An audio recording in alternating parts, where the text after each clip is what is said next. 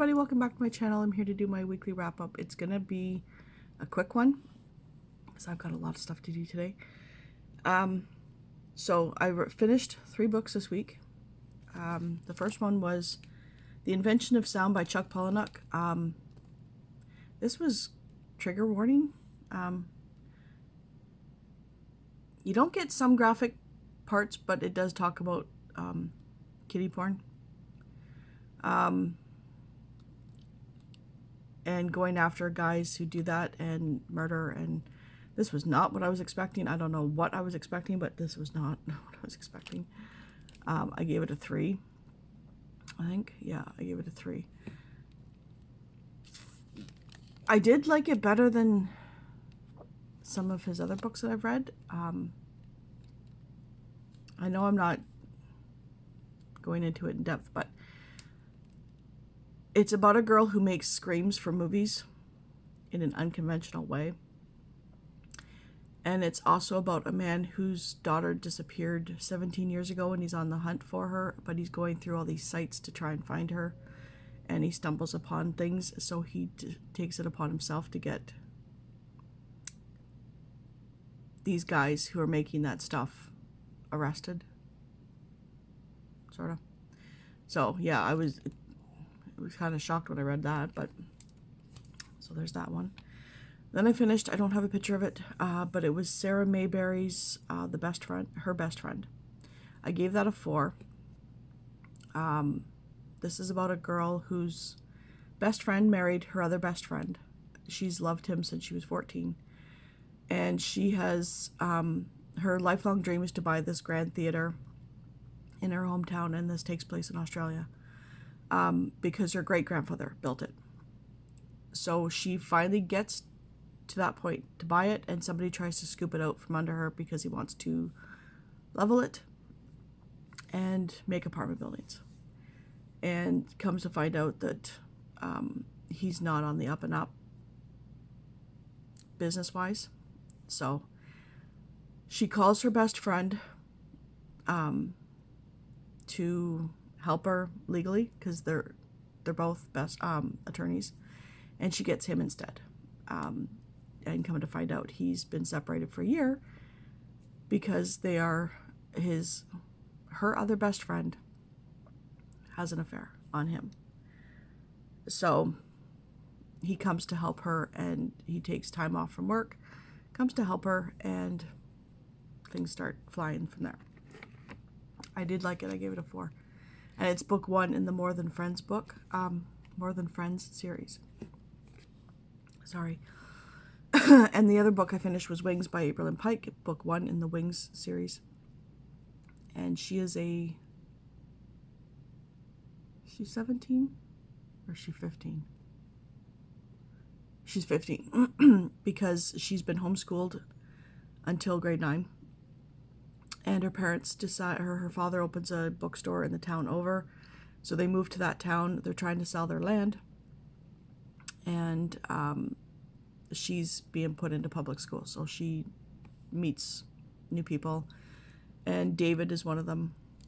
And her and David start hanging around each other. And then she gets this bump on her back. And she thinks it's cancer because it keeps growing. And it's a flower that blooms. So she has no idea what's going on with her. And yeah, she's a fairy. She's well, I'm not going to say what type of fairy she is, but she's a fairy. And she does tell David because when she was 3 years old, she was dropped on her parents' doorsteps in a basket. And so she goes back to her former house because they still own it, but they're trying to sell it, and meets up with Tamani. And he explains to her that she is a fairy. And things like explanations and stuff. I gave it a 4, but I do not like love triangles, especially when she's with one, she's kissing him, and then she's with another, she's kissing him. So I don't go for that at all. So, currently reading. I started, and I don't know how I'm feeling about this one. My Heart is a Chainsaw by Stephen Graham Jones, and apparently this is a trilogy. But whew, it's about a girl who's obsessed with slasher films. And then she goes to this, well, it starts off as a couple are from the Netherlands. They go to this lake. They go on it in this canoe, and something happens to them. So in the next chapter, and these are really long chapters, the next chapter is her talking to these people about slasher films. All of a sudden going to a pier, slashing her wrist, and all of a sudden it's 8 weeks later. The way she's talking to these people at this construction site at the middle of the night is just mind-boggling. And I couldn't figure out what the hell was going on. So I'm not sure about this book. Really. It's starting to make sense now, but it was just, I don't know. I really don't know. So there's that one. And then I also started, I started Jasper Jones by Craig Silvey. And that one I'm not sure about either. Jasper comes to Charlie's house in the middle of the night saying, I need your help. Charlie didn't even know Jasper knew him because there's, I think, 2 years age difference.